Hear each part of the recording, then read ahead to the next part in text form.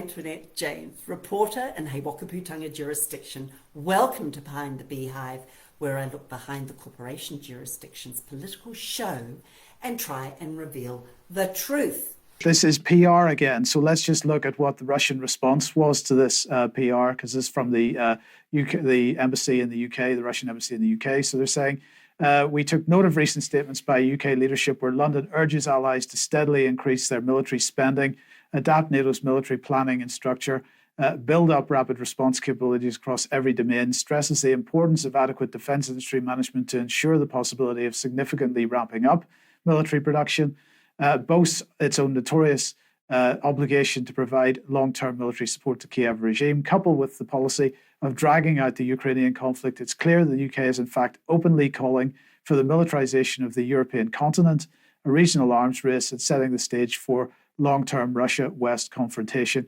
with serious risk of escalation. That's their position on it, and I think that's quite reasonable. That should be a point of concern as well, diplomatically, and it goes to show you that NATO is really the United States and Britain, and everybody else is a junior partner along for the way. Scott Ritter's had some comments on this, on Britain's role specifically. He has. Scott Ritter has produced a stunning investigative series. I have to say, very rarely do you see pieces of media like this, Mike. Ukraine on Fire is a good example of a real seminal piece. Scott Ritter's got this investigative series. Part 1 was released this week. The title is Agent Zelensky.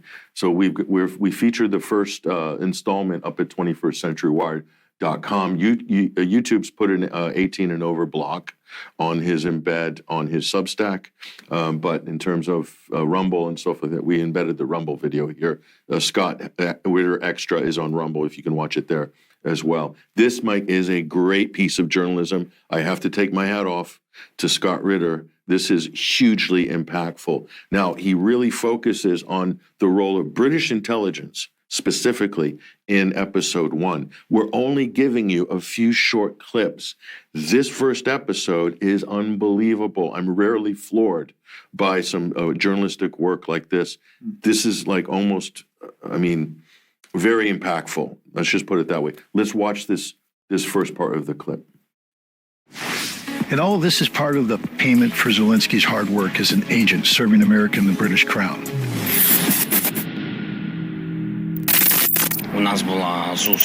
We had a meeting at the MI6 office.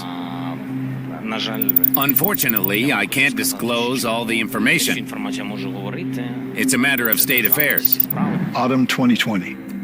Ukrainian media accidentally, or maybe not, learned about Zelensky's secret meeting with Richard Moore, the head of MI6. Not just anywhere, but at the headquarters of British intelligence service. According to the president, the meeting was about protecting Ukraine's sovereignty. As a Secret Service agent, I'd like to tell you that there are special norms of decency and protocol. When a president of a sovereign country is on a foreign territory, he should meet with his counterpart. The only exception is if the head of intelligence himself comes to Ukraine to meet with Zelensky.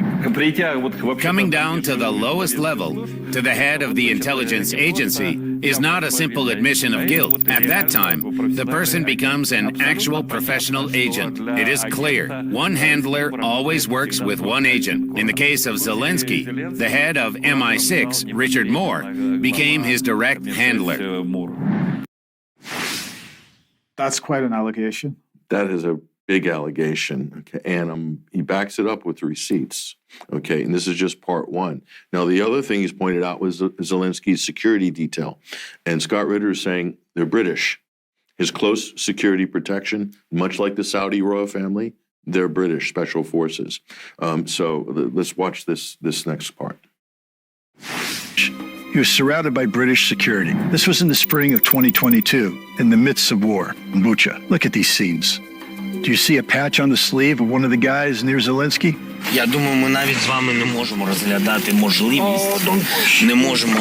The Ukrainian flag is upside down.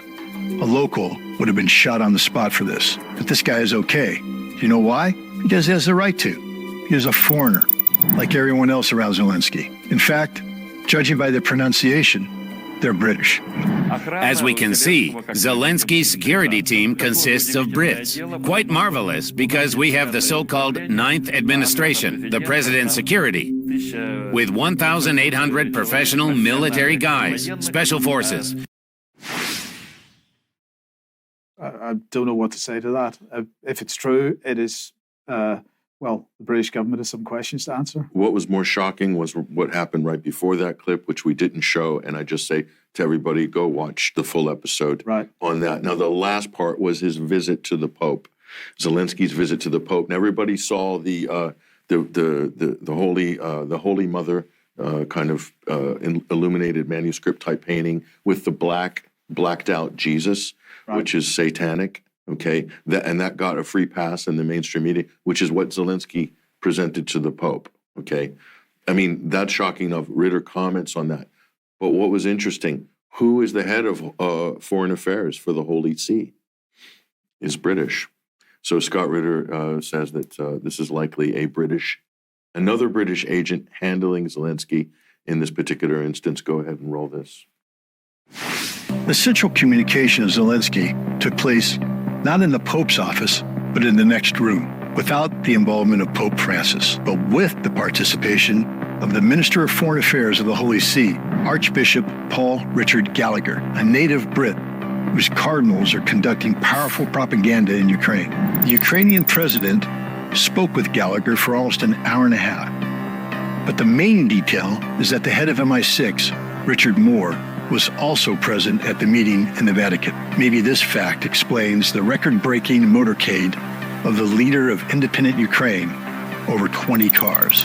To be sure that that guy do not make a trick to suddenly make a peace with Vladimir Putin, they take hostages his kids and a wife in Great Britain. This is another layer of security for masters of puppets. So the implication there was that Zelensky couldn't freelance and maybe make some peace-type overture statement directly to the Pope. They were very careful not to allow for those types of opportunities.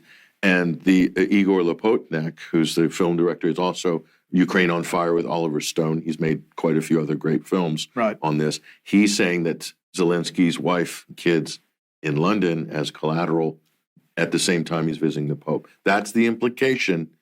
This is heavy implications, but it's quite an extraordinary scene when you look at what they're showing here. Yes. I mean, there's some explaining to do there. So Agent Zelensky, is he being handled by the British and the Americans? I mean, really micromanaged. Yes. That's what they're showing here. Listen, this is a really stunning piece of film. And this is just episode 1. There's more coming. So it's very revealing. Okay, we'll keep an eye out for that. But in the meantime, everybody can watch that one now. Thank you very much for joining me this morning. Bless you now.